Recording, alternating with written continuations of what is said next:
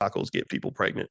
And so anyway, when I used to have this job at Taco Bell, I would get like I made like $150 a week or something like that. And so every 2 weeks, I would get this massive check of like $300. And like any other teenager, I would go straight to the bank and cash that sucker, and I would have a big pocket full of money. And it was like, just got paid.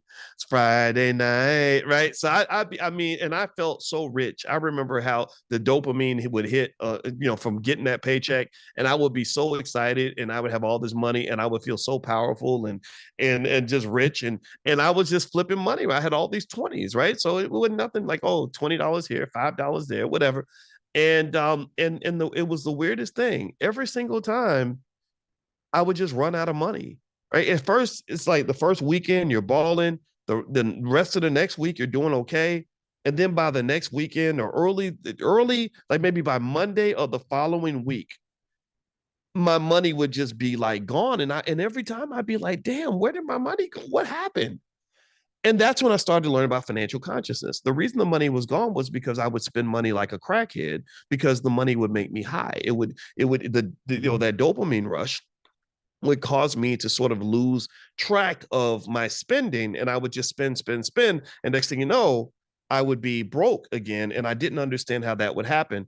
And it was one of those things where it made me also think. I remember reading about drug addicts, and another thing that induces a lot of dopamine is stuff like cocaine, like crack and whatever, right? And there was a guy who talked about what would happen when he would go and use crack. He said, I would go to the crack house, and every time I would say to myself, I'm only going to be here for a few minutes. And he said, I would come out like 3 days later. Right. And that made me sort of think about that in terms of things that in our lives that give us that natural high. It may not be crack. Crack may not be your drug of choice. Let's hope that it's not. But there are other things that induce dopamine, like money and love, sex. Does that sound familiar? Right. And when these things happen, when you get high, your consciousness does drop. And when your consciousness drops, we make mistakes, right? Where our awareness is kind of gone. And so that experience of getting those Taco Bell paychecks and watching that money disappear really made me think about ways to kind of prevent that, right? Like knowing how to not walk into the crack house so that you don't end up sitting there 3 days, right? Just accepting the fact that the alcoholic doesn't need to be in the bar at all. He didn't need to walk past the bar. So what that might mean is financially, you may need to do some things that are going to protect you from yourself, right? So one good thing you could do that would be, I think, very straightforward and easy to do would be to, when you open up your brokerage account, if you don't have one yet, have some automatic deposits go into the account where the money gets taken out before you even see that it's there, right? And this is, in my view, this is where you're using a lack of consciousness to your benefit, right? You're literally tricking yourself. You're pulling the money out, and the money's going into this other account.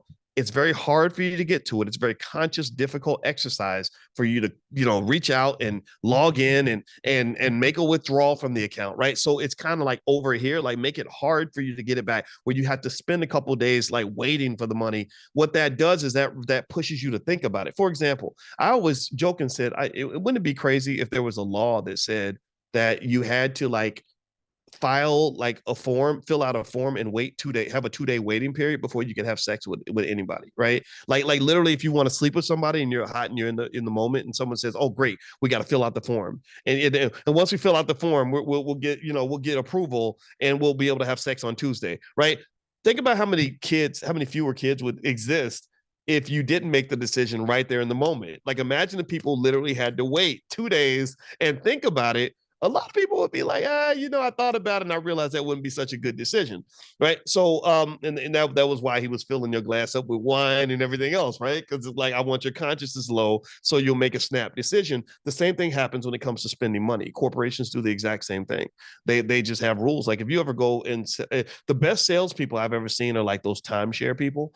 And those timeshare people, I'm not sure what their rules are, but I bet you one of their rules is don't let the customer leave, because you need to get them right while they're in the moment, get them to go ahead and sign that contract, that because that there's a high probability that they're going to have buyer's remorse later on. Okay. So and that's why I don't even sit down with timeshare people.